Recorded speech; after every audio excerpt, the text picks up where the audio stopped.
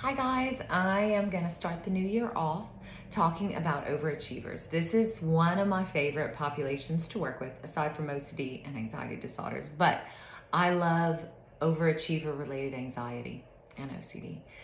And I'm going to do a whole set of talks on this just to provide as much education as I can about it, because I often think that this population gets lost because they are achieving so much. So people on the outside can't even imagine that they're depressed or anxious. I mean, because they're so successful, why would they be? And so I'm going to talk a little bit about it today on how to identify if you or someone you love if this is part of your mental health issue.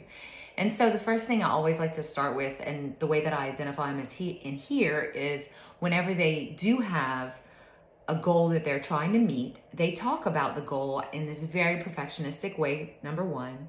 They also want to meet the goal perfectionistically, right? So they want 100% certainty that it's going to come out well. And so the way this kind of looks in my office is they'll talk about, I want to make A's, and then they'll talk about all this anxiety in school. And so I'm like, oh, well, you must struggle in school. No, never struggle in their life.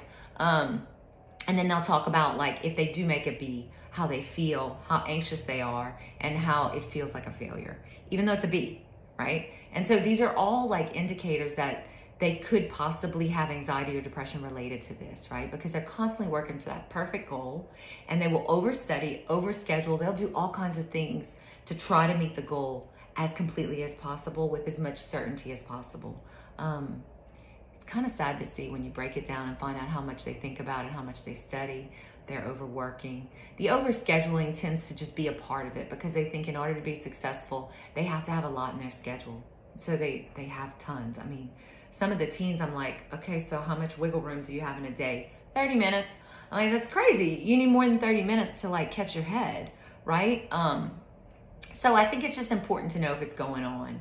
They also are perfectionistic, which I talked about. And so their goals are going to be perfectionistic, and what they expect of themselves is perfectionistic. It's not reasonable at all.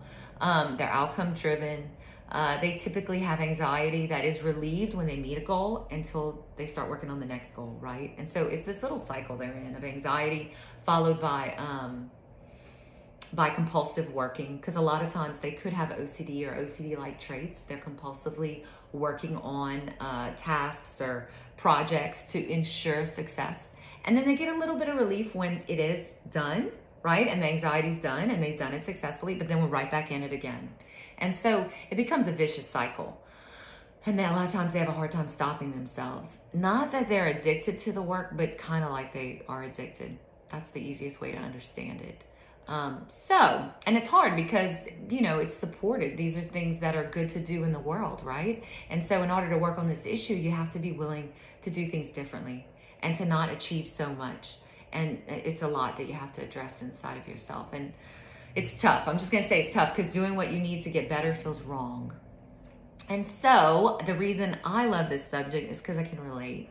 So I was not an overachiever in high school, but when I became an adult in my early 20s, I started achieving and I just enjoyed it. And then it just got more and more.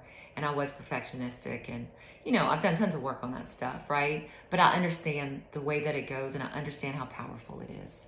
So if this is part of your issue or someone you love, you're welcome to call me, message me, and I'll answer any of your questions.